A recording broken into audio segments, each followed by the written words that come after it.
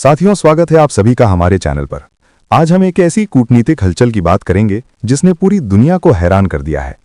साथियों, पिछले कुछ दिनों से डोनाल्ड ट्रंप पूरी दुनिया के लिए एक अपने आप में न्यूज़ मेकर बने हुए हैं। भले ही उन्हें कोई नोबेल शांति पुरस्कार दे या ना दे, लेकिन news maker of the year का खिताब तो उन्हें हर देश को दे ही देना चाहिए। फिलहाल के लिए सुर्खी इस बात पर है कि ट्रंप ने ब्रिटिशर्स को एक ऐसे मसले पर ट्रोल किया कि G7 के जितने भी सदस्य देश हैं वे सब कहीं ना कहीं ट्रंप से बिदक गए हैं। साथियों, ट्रंप की कार्यशैली से तो आप सब वाकिफ ही हैं। अब तो ये बातें आपकी उंगलियों पर रटी हुई हैं कि उन्होंने किस तरह पहले ब्रिटिशर्स, फिर G7 देश, यूरोपीय संघ और नाटो देशों को सार्वजनिक मंचों पर असहज किया। इन सबको एक तरह से किनारे लगाने के बाद अब जब हर देश अपनी गरिमा और आर्थिक हितों को वापस पाने की राह तलाश रहा है तो उन्हें एक विकल्प नजर आता है।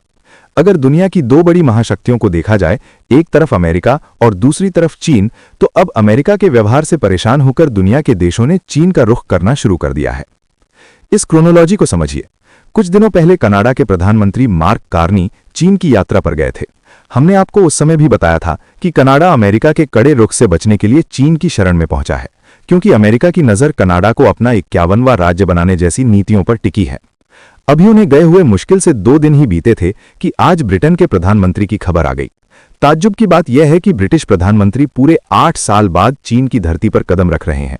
8 साल का एक लंबा अरसा जिसमें यूके ने चीन को शायद उतना जरूरी नहीं समझा था, लेकिन पिछले 1 साल में जो हालात बदले हैं उसने इन देशों के विमानों की दिशा अमेरिका से मोड़कर चीन की तरफ कर दी है। लेकिन बड़ा सवाल यह है कि आखिर ऐसी कौन सी घनघोर बेइज्जती हुई जिसने पुराने दुश्मनों को मित्र बनने पर मजबूर कर दिया। आज के इस सत्र में हम उसी पटकथा की बात करेंगे जो शायद आपको मुख्य धारा की खबरों में पूरी तरह न दिखी हो। यह केवल अमेरिका को बैलेंस करने की नीति नहीं है, बल्कि इसके पीछे एक गहरा ट्रिगर पॉइंट है। ब्रिटिश पीएम कीर स्टारमर इस समय चीन में हैं और वहां उनका भव्य स्वागत हो रहा है। वे अकेले नहीं गए हैं, बल्कि अपनी बड़ी कंपनियों के 60 से अधिक सीईओ के साथ पहुंचे हैं। याद कीजिए, कुछ समय पहले वे भारत आई थे और हमारे साथ फ्री ट्रेड एग्रीमेंट यानी FTA पर चर्चा की थी, और अब वे अपने पूरे लवाजमे के साथ बीजिंग में हैं। अगर आप इस पूरी तस्वीर को देखें तो आपको एक एक करके सारे चेहरे नजर आने लगेंगे। कनाडा के मार्क कार्नी हो गए, ब्रिटेन के कीर स्टारमर वहां पहुंच चुके हैं और जर्मनी के चांसलर भी अगले महीने चीन की यात्रा पर जाने वाले हैं। अब सवाल उठता है कि इस पूरे माहौल में आग किसने लगाई। असल में इन सब के भीतर ये ललक फ्रांस ने जगाई। फ्रांस, जो संयुक्त राष्ट्र सुरक्षा परिषद का स्थायी सदस्य है, वीटो पावर रखता है और जिसका अपना एक पुराना रसूख है, उसने सबसे पहले चीन का स्वागत किया और यूरोप को यह संदेश दिया कि अब हमें विकल्प तलाशने होंगे। अब बचे हैं जापान और इटली, तो वे भी देर सवेर इसी राह पर चलते दिखाई देंगे।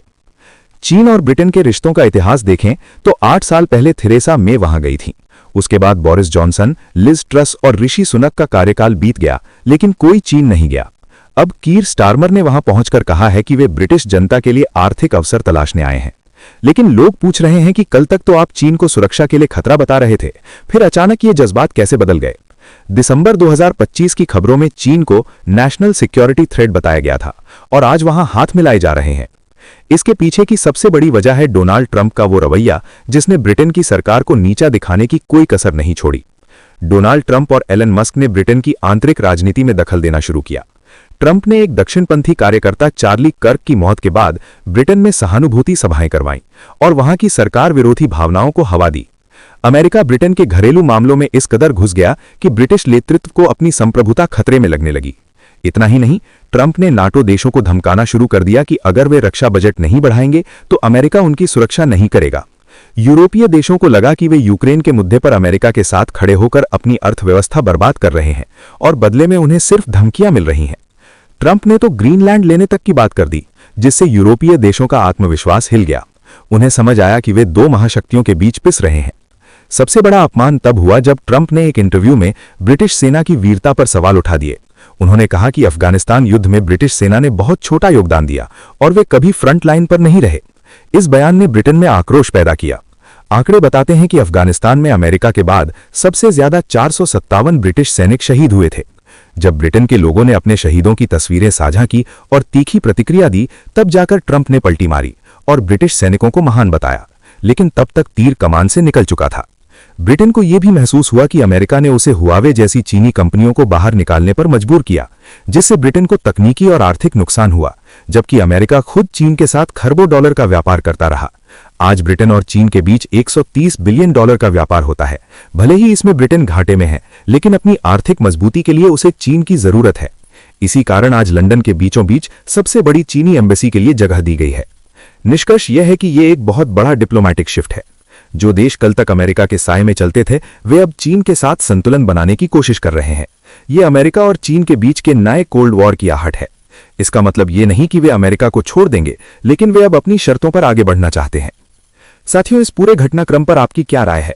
क्या आपको लगता है कि ब्रिटेन का चीन की ओर झुकाव सही फैसला है? कमेंट बॉक्स में अपनी राय जरूर साझा करें। जाने से पहले आपसे एक छोटा सा अनुरोध है। यदि आपको हमारा यह विश्लेषण पसंद आया हो तो कृपया चैनल को सब्सक्राइब जरूर करें। आपका एक सब्सक्राइब हमें और बेहतर शोध और जानकारी लाने के लिए प्रेरित करता है। सब्सक्राइब बटन दबाने में सिर्फ 2 सेकंड लगते हैं और यह बिल्कुल निःशुल्क है। तो अभी सब्सक्राइब करें और हमारे इस ज्ञानवर्धक सफर का हिस्सा बनें। बहुत बहुत धन्यवाद।